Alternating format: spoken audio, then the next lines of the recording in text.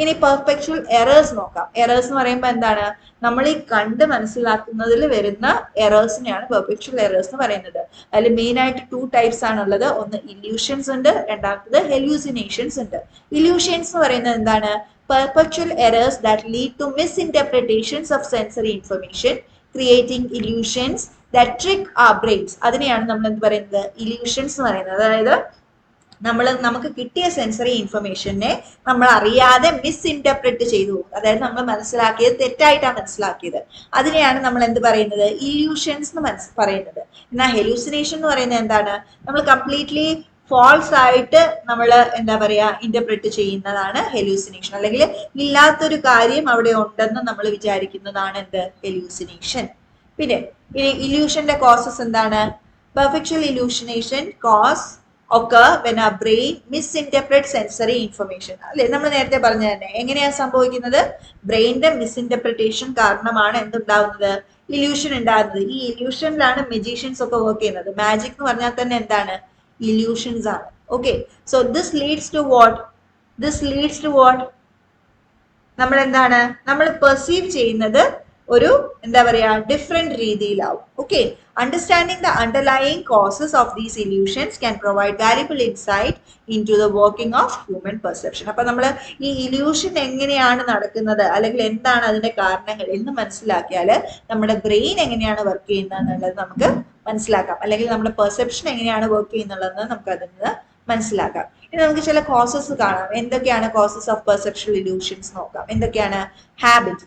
Our brain tend to perceive things according to past experiences and expectations, leading to misinterpretations. അതായത് നമ്മൾ habitual ആയിട്ടുള്ള കാര്യങ്ങളിൽ എന്തായി, നമ്മൾ എന്താ പറയാ, നമ്മൾ ഓവർ കോൺഫിഡന്റ് ആയി എന്ന് പറയാം. നമുക്ക് അറിയാവുന്ന കാര്യമാണ്. അപ്പൊ നമ്മൾ എന്തായി, അത്രയും ഇമ്പോർട്ടൻസ് കൊടുത്തില്ല, അല്ലെങ്കിൽ നമുക്ക് ഇപ്പൊ കിട്ടുന്ന സെൻസറി ഇൻഫർമേഷനെ നമ്മൾ അങ്ങനെ പ്രോസസ് ചെയ്തില്ല. അപ്പം ഹാബിറ്റ് കാരണം നമുക്ക് എന്തുണ്ടാവാം, ഇല്യൂഷൻസ് ഉണ്ടാവാം. പിന്നെ എന്താണ്, anxiety. Heightened emotional state can influence how we visually process information, causing എന്താണ്, ഡിസ്റ്റോർഷൻ. നമുക്ക് ആൻസൈറ്റി ഉള്ള സമയത്ത് നമ്മൾ പ്രോസസ് ചെയ്യുന്ന ഇൻഫർമേഷനിൽ എന്തുണ്ടാവാം, മിസ്ഇന്റർപ്രിറ്റേഷൻസ് ഉണ്ടാവാം. പിന്നെ എന്താണ്, മൂവ്മെന്റ്. മൂവ് ചെയ്യുമ്പം എന്താണ്, ലൈൻ ഓഫ് സൈറ്റ് ചേഞ്ച് ചെയ്തുകൊണ്ടേയിരിക്കും അല്ലെ. The perception of motion can create illusions. Okay, this is called phi phenomena. ഇതിനൊരു എക്സാമ്പിൾ ആണ്.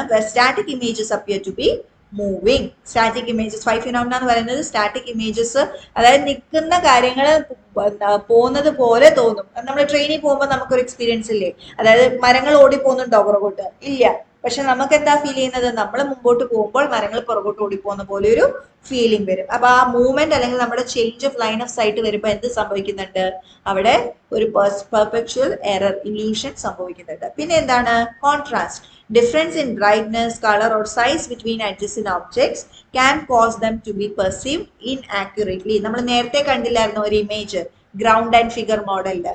അതിൽ എന്താ വന്നത്, നമ്മൾ കളർ ബ്രൈറ്റ്നെസ് ഡിഫർ ചെയ്ത് കോൺട്രാസ്റ്റ് കളേഴ്സ് കൊടുത്തു. അപ്പൊ നമ്മൾ പലര് പെർസീവ് ചെയ്തത് എങ്ങനെയാണ്, പല രീതിയിലാണ്. ഒരേ ഇമേജിനെ തന്നെ പലര് പെർസീവ് ചെയ്യുന്നത് പല രീതിയിലാണ്. അതെങ്ങനെയാ ക്രിയേറ്റ് ചെയ്തത്, contrast.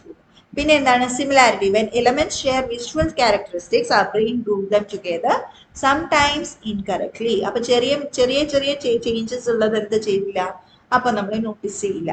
So these are what the causes of perpetual illusion. ഏതൊക്കെയാണ്, ഹാബിറ്റ് ഉണ്ട്, ആൻസൈറ്റി ഉണ്ട്, മൂവ്മെന്റ് ഉണ്ട്, കോൺട്രാസ്റ്റ് ഉണ്ട്, സിമിലാരിറ്റി ഉണ്ട്. ഓക്കെ, പിന്നെ സം പെർഫെക്ച്വൽ ഇല്യൂഷൻസ് വേറെ ഉണ്ട്. അതായത് നമ്മളിപ്പം എന്താ പറയാ, ബിൽഡിങ്സിലൊക്കെ യൂസ് ചെയ്യുന്നതാണ്. ഇപ്പൊ റീഗൻസി എന്ന് പറയുന്നത് ഒരു പീരീഡ് ആണ്. ഓക്കെ, റീഗൻസി എറ.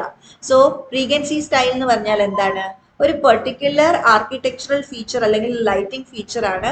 ഇത് വെച്ചിട്ട് നമുക്ക് എന്ത് ചെയ്യാം, അവിടെ ഇപ്പൊ നമ്മൾക്കൊരു റൂമിൽ ഇച്ചിരി നല്ല സ്പേഷ്യസ് ആയിട്ട് റൂം കാണിക്കണമെങ്കിൽ നമ്മൾ എന്ത് ചെയ്യും, അതിന്റെ ലൈറ്റിങ്സ് അറേഞ്ച് ചെയ്യാം അല്ലെ.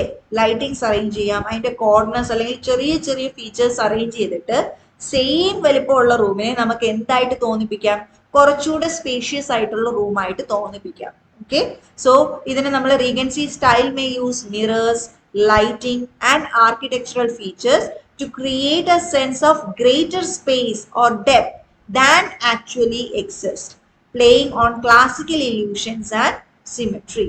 Okay, so അങ്ങനെ ക്രിയേറ്റ് ചെയ്യുന്നതാണ് റീഗൻസി സ്റ്റൈൽ എന്ന് പറയുന്നത്.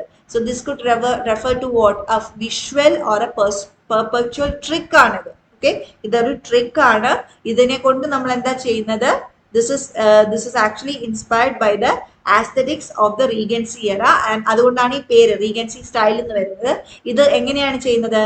ആക്ച്വൽ ആയിട്ടുള്ള ഒരു സ്പേസോ ഡെപ്തോ അല്ലാതെ നമ്മൾ എന്ത് ചെയ്യും? ആർട്ടിഫിഷ്യലി അല്ല, ആർക്കിടെക്ചറൽ ഫീച്ചേഴ്സ് യൂസ് ചെയ്തിട്ട്, അല്ലെങ്കിൽ ലൈറ്റിംഗ് യൂസ് ചെയ്തിട്ട്, അല്ലെങ്കിൽ മിറേഴ്സ് യൂസ് ചെയ്തിട്ട് ഇത് വലുതാക്കി കാണിക്കും.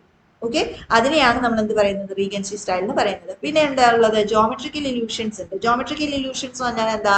It refers to a type of optical illusion where the perceived shape, size or position of the figure is distorted due to the context or arrangement of surrounding visual elements. അതായത് ഇതിപ്പോ ഈ കാണുന്ന ഒരു picture കണ്ടോ, ഒരു എന്താ പറയാ block പോലെ, അതിനെ നമ്മളൊരു 3D ഇമേജ് പോലെ ക്രിയേറ്റ് ചെയ്ത് എങ്ങനെയാ? അത് ശരിക്കും എന്താ? നമ്മൾ പേപ്പറിൽ വരച്ച സാധനമാണ് അല്ലേ? പക്ഷെ കാണുമ്പോൾ എന്താണ്? നമുക്ക് എന്ത് തോന്നുന്നുണ്ട്?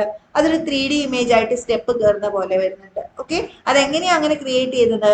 നമ്മൾ അതിന്റെ സറൗണ്ടിങ്സിനെയും അല്ലെങ്കിൽ അതിന്റെ ഷെയ്ഡിങ്ങിനെ നമ്മൾ എന്താ പറയാ, അല്ലെങ്കിൽ അതിന്റെ സൈസിനെ അല്ലെങ്കിൽ പൊസിഷനെ നമ്മൾ ആ ഒരു രീതിയിൽ അറേഞ്ച് ചെയ്യുമ്പോൾ എന്തായി?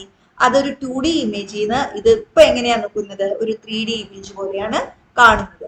So these illusions exploit the way our brain interprets visual information, often leading us to perceive something differently from its actual physical reality. Okay, so അതിനെയാണ് നമ്മൾ എന്ത് പറയുന്നത്? ജോമെട്രിക്കൽ ഇല്യൂഷൻ എന്ന് പറയുന്നത്. ഇപ്പൊ മുള്ളർ ലെയർ ഇല്യൂഷൻ, അതായത് മൂന്നാമത്തെ പോയിന്റാണ് ഞാൻ പറയുന്നത്. മുള്ളർ ലെയർ ഇല്യൂഷൻ എന്ന് പറയുന്നത് ഈ ജോമെട്രിക്കൽ ഇല്യൂഷന്റെ ഒരു എക്സാമ്പിൾ ആണ്. ഈ രണ്ട് ആരോസ് നോക്കിക്കേ, രണ്ട് ലൈൻസ്, ആ റെഡ് പാർട്ട് നോക്ക്, രണ്ട് ലൈൻസിന്റെയും ലെങ്ത് എന്താണ്? സെയിം ആണ്.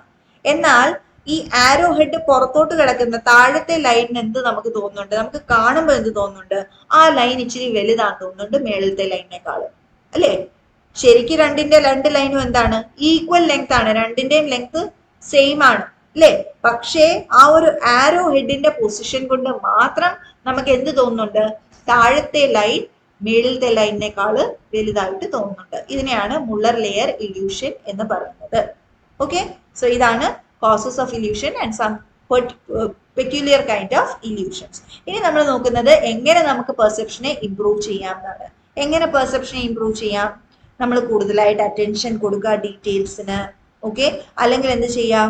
നമുക്ക് സെൻസറി അവയർനെസ് കൊടുക്കുക. സെൻസറി അവയർനെസ് എന്ന് പറയുമ്പോൾ നമ്മളിപ്പം കേൾക്കുന്ന കാര്യം നമ്മൾ അങ്ങോട്ട് നോക്കുകയും കൂടെ ചെയ്യാം. അപ്പൊ എന്തായി? നമ്മൾ കാണുന്നുമുണ്ട് കേൾക്കുന്നുമുണ്ട്. ഓക്കെ, സോ സെൻസറി അവയർനെസ് കൊടുക്കുക. അല്ലെങ്കിൽ എന്താണ്? ഇംപ്രൂവ്ഡ് കോഗ്നിറ്റീവ് സ്കിൽ, നമ്മുടെ മെമ്മറിയെ തന്നെ ട്രെയിൻ ചെയ്യുക, ചലഞ്ച് ചെയ്യുക. അതായത് പസിൽസ്, ഗെയിംസ്, അങ്ങനെ കാര്യങ്ങളൊക്കെ ചെയ്തിട്ട് നമുക്ക് എന്ത് ചെയ്യാം?